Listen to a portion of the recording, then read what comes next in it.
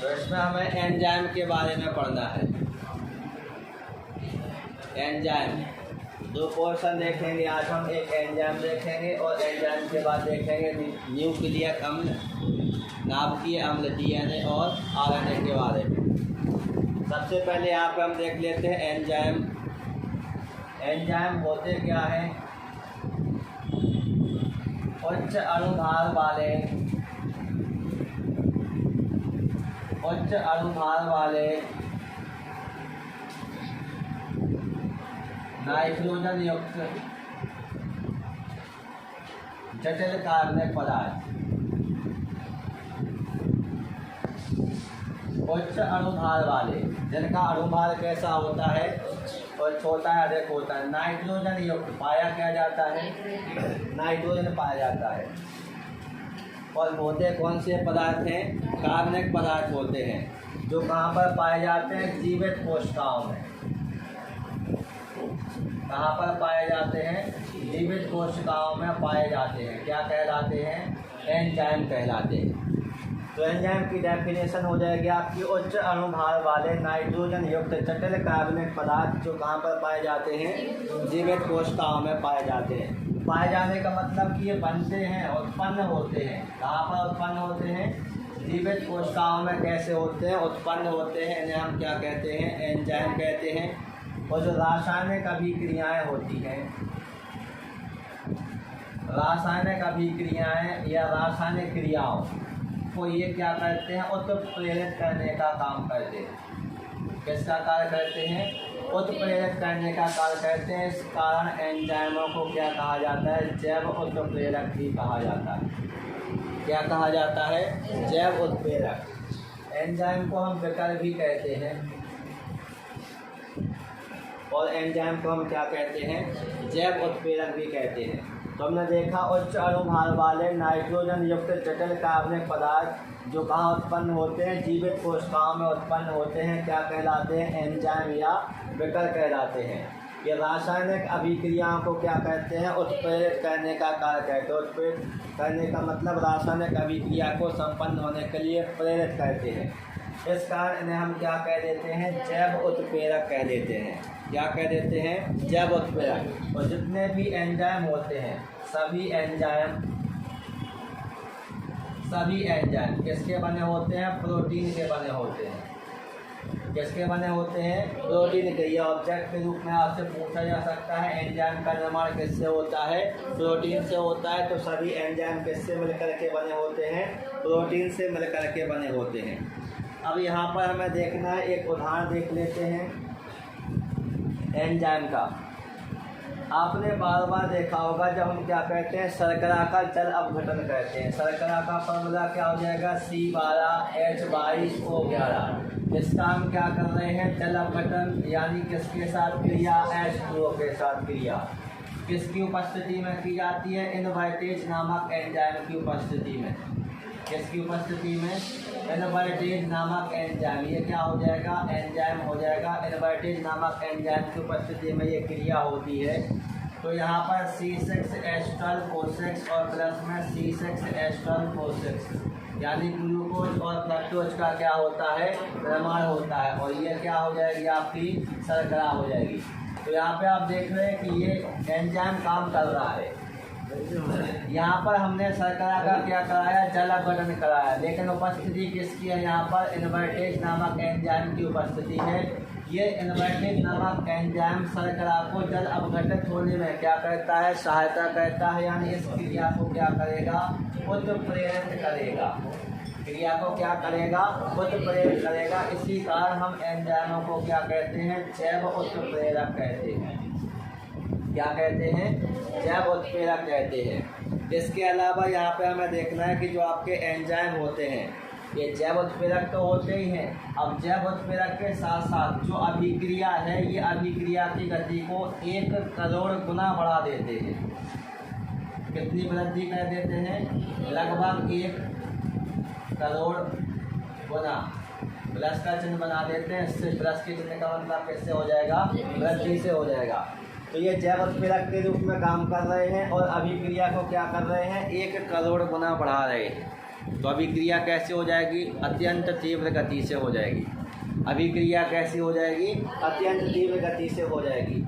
देखना, पॉइंट को समझें, एक ही लाइन से कई बिंदु निकलेंगे। जैसे हमने यहाँ पर देखा, इनवर्टेज नामक एंजाइम शर्करा का जल अपघटन कर रहा है, तो यहाँ पर इनवर्टेज नामक एंजाइम ही शर्करा का जल अपघटन करेगा। दूसरे एंजाइम की सहायता से शर्करा का जल अपघटन नहीं करवाया जा सकता है, नहीं करवाया जा सकता है। तो इससे फिर एक पॉइंट निकल कर के आएगा कि जो एंजाइम होते हैं ये अपने कार्य में कैसे होते हैं? विशिष्ट होते हैं। अपने कार्य में कैसे होते हैं? विशिष्ट होते हैं। इसका मतलब क्या है? एक एंजाइम एक ही प्रकार की क्रिया को क्या कहता है? उत्प्रेरित करता है।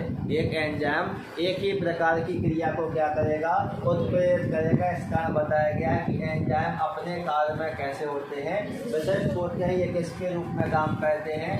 जैव उत्प्रेरक के रूप में काम करते हैं और अभिक्रिया की गति को 1 करोड़ गुना क्या कर देते हैं? बढ़ा देते हैं। अभिक्रिया की गति को कितना बढ़ा देते हैं? 1 करोड़ गुना बढ़ा देते हैं। यदि हम इस चीज़ को और समझें तो यहाँ पर या तो आप अपने कार्य में विशिष्ट होते हैं, या तो आप इस समीकरण के द्वारा समझ लें कि शर्करा का जब जल अपघटन होगा तो इसमें हमें इनवर्टेज नामक एंजाइम ही लेना पड़ेगा। किसी दूसरे एंजाइम को हम लेकर के शर्करा का जल अपघटन नहीं कर सकते हैं। तो समझ जाइए कि इनवर्टेज नामक एंजाइम जो है वो अपने कार्य में कैसा है? विशिष्ट है। इसका काम क्या रहेगा? शर्करा का जल अपघटित करने के बाद या शर्करा को जल अपघटित करने के बाद ग्लूकोज और फ्रक्टोज के निर्माण की क्रिया करना या फिर इनको बनाना। किसका काम हो जाएगा? इनवर्टेज नामक एंजाइम का काम हो जाएगा। इसके बाद जो एंजाइम होते हैं ये सामान्य ताप, टेम्परेचर भी सामान्य होना चाहिए और पीएच मान भी कैसा होना चाहिए? सामान्य होना चाहिए। तो एंजाइम सामान्य ताप तथा सामान्य पीएच पर कैसे होते हैं? सक्रिय होते हैं। सामान्य ताप तथा सामान्य पीएच पर कैसे होते हैं? सक्रिय। सक्रिय का मतलब समझ रहे हैं? क्रियाशीलता से है। सक्रिय का मतलब किससे हो जाएगा? क्रियाशीलता से हो जाएगा। तो एंजाइम सामान्य ताप और सामान्य पीएच पर कैसे होते हैं? सक्रिय होते हैं। अब होगा क्या? जो एंजाइम होते हैं अभिक्रिया के पूर्ण होने पर,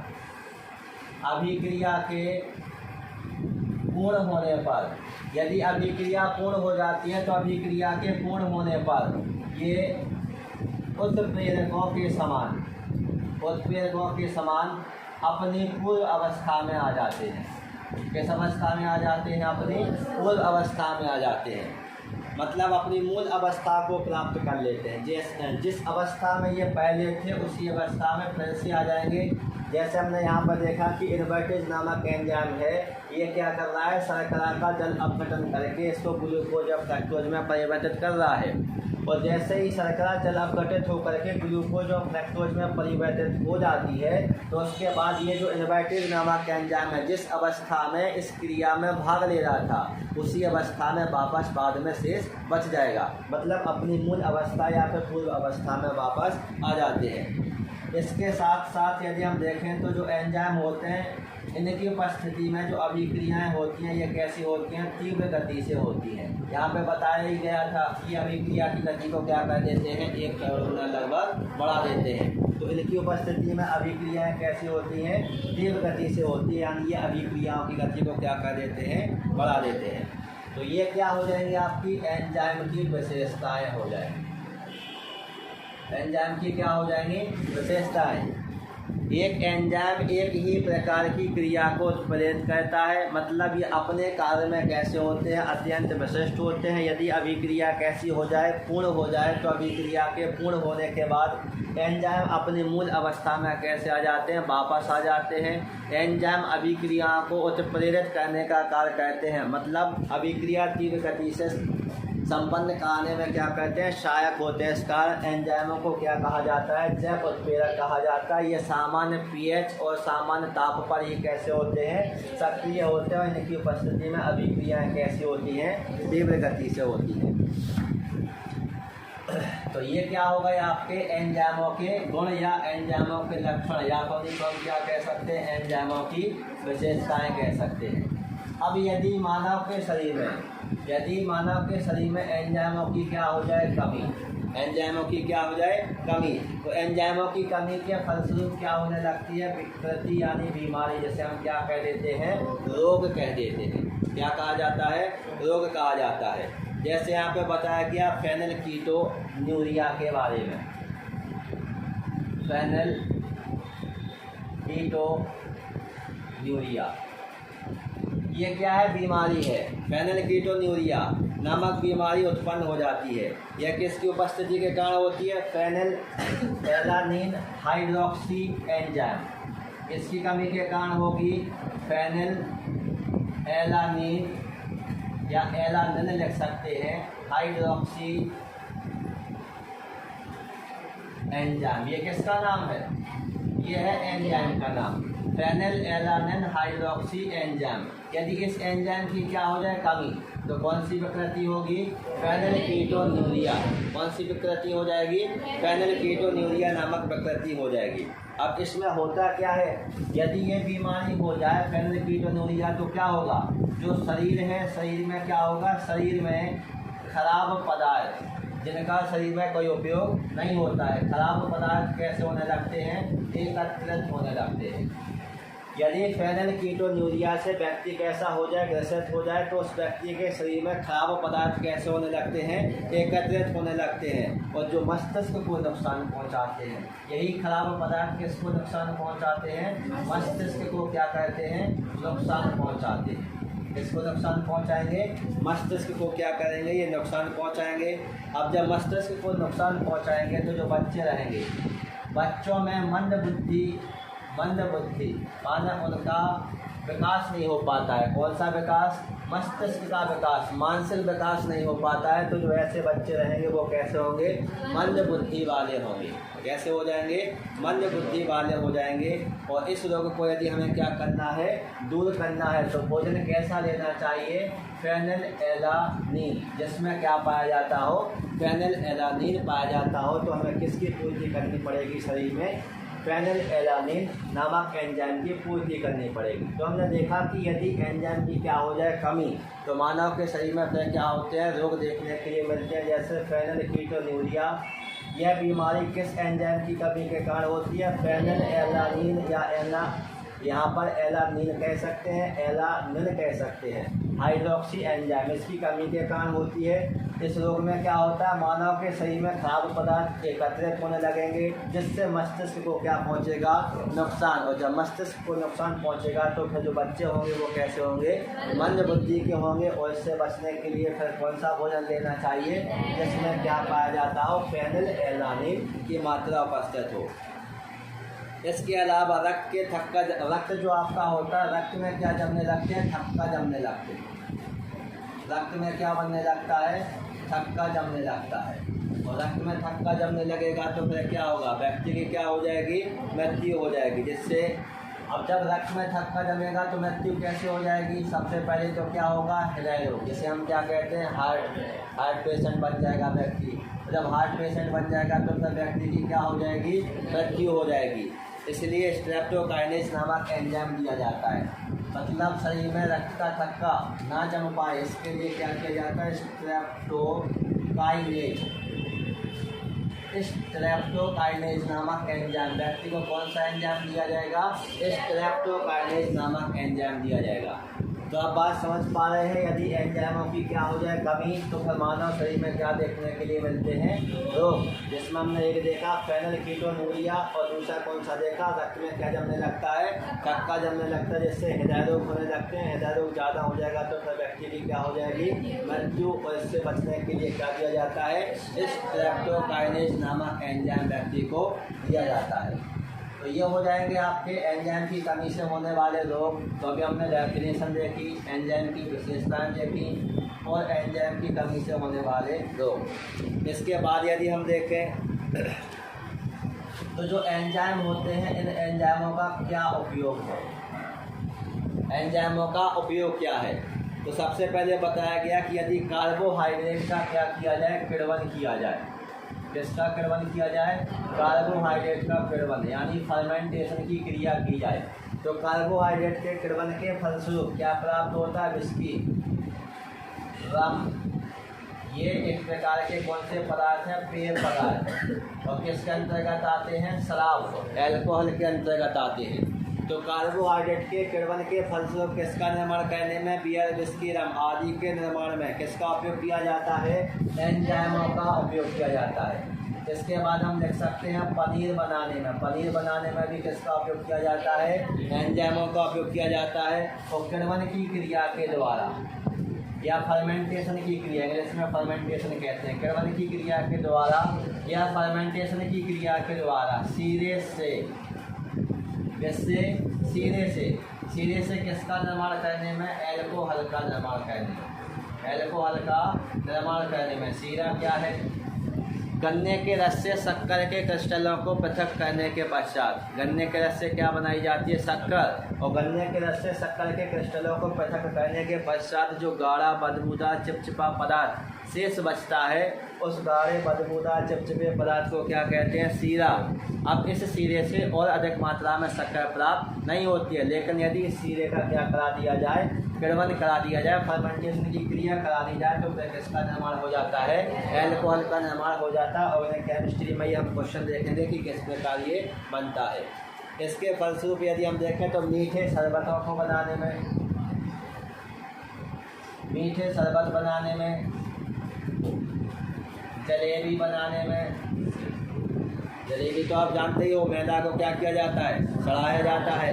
और मक्का के स्टार्च से शरबत बनाने में, मक्का के स्टार्च से किसको बनाने में? शरबत बनाने में। इन सब काम को या क्रियाओं को करने के लिए हमें किसकी आवश्यकता होती है? एंजाइमों की आवश्यकता होती है। किसकी आवश्यकता होती है? एंजाइमों की। तो एंजाइमों की सहायता से यदि हम कार्बोहाइड्रेट का क्या करें? किण्वन करें, तो बियर, विस्की, रम आदि पेय पदार्थों को बनाया जा सकता है। पनीर को भी इसका बनाने में उपयोग किया जाता है। किण्वन की क्रिया के द्वारा सीरे से एल्कोहल का निर्माण हो जाता है। मीठे शरबत भी बनाए जा सकते हैं। जलेबी के निर्माण में भी इसका उपयोग किया जाता है। और मक्का के स्टार्च से, मक्का में क्या पाया जाता है? स्टार्च। और इस स्टार्च से हम किसका निर्माण कर लेंगे?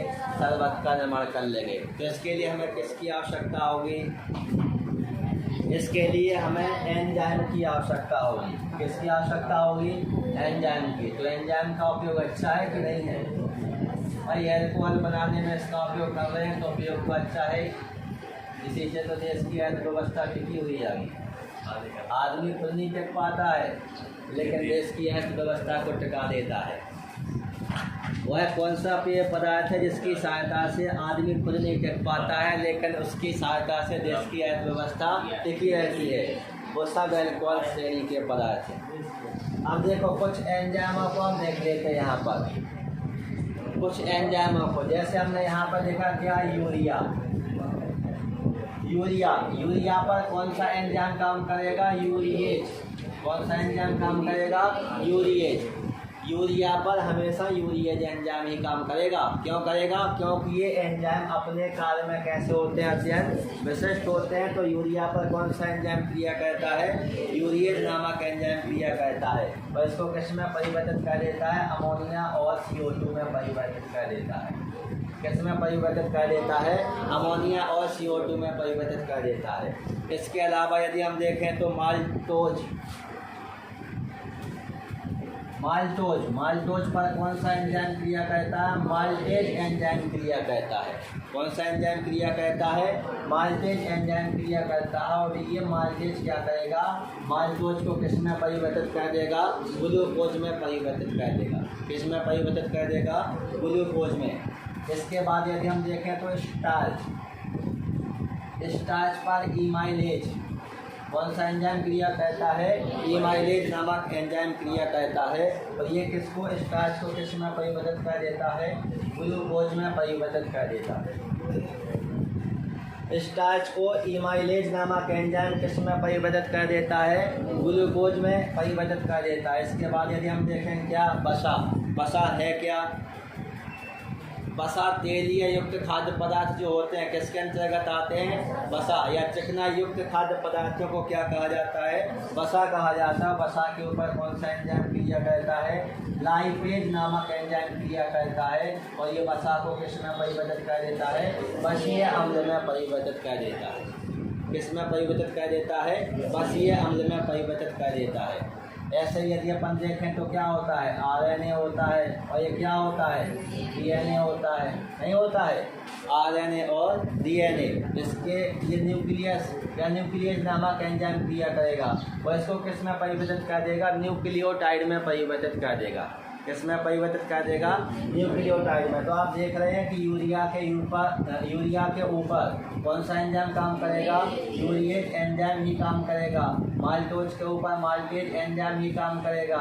स्टार्च के ऊपर इमाइलेज नामक एंजाइम ही काम करेगा और वसा के ऊपर लाइपेज एंजाइम ही काम करेगा। और अभी अपन देख रहे थे कि शर्करा का जल अपघटन किसकी उपस्थिति में होता है, एनोबाइटेज नामक एंजाइम की उपस्थिति में होता है। और ग्लूकोज के ऊपर जाइमेज नामक एंजाइम क्रिया करता है और वो ग्लूकोज को एथिल अल्कोहल और CO2 में कैसा कर देता है, परिवर्तित कर देता है। तो ये सब लाइनें आपको याद होनी चाहिए जो ये प्रदर्शित कर रही हैं कि जो एंजाइम होते हैं अपने कार्य में कैसे होते हैं, अत्यंत विशिष्ट होते हैं। तो ये हो जाएंगे कुछ एंजाइम और जिनके ऊपर ये क्रिया करते हैं और क्रिया करने के फलस्वरूप जिसमें ये उनको परिवर्तित कर देते हैं। अब एंजाइम की बताई गई है यहाँ पर क्रियाशीलता।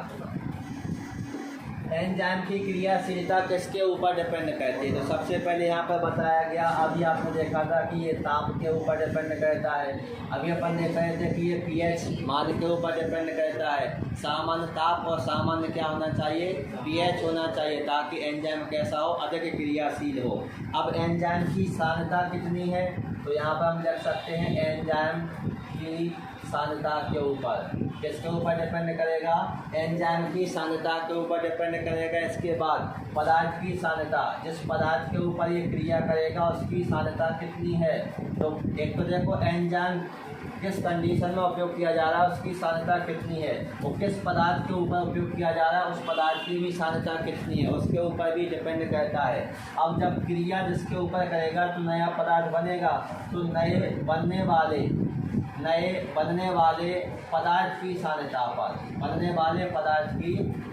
पर, ये सब क्या है, ये सब है आपकी एंजाइम की क्रियाशीलता को प्रभावित करने वाले कारक। किस किस के ऊपर डिपेंड करेगा, ताप के ऊपर, pH के ऊपर, एंजाइम की सांद्रता के ऊपर, और जिस पदार्थ के ऊपर एंजाइम क्रिया करेगा उस पदार्थ की सांद्रता के ऊपर, और क्रिया करने के बाद जो पदार्थ बनेगा उस पदार्थ की सांद्रता के ऊपर। ये सब क्या हो जाएंगे, आपके एंजाइम की क्रियाशीलता हो जाएगी। तो ये आपका एंजाइम वाला पोर्शन हो गया।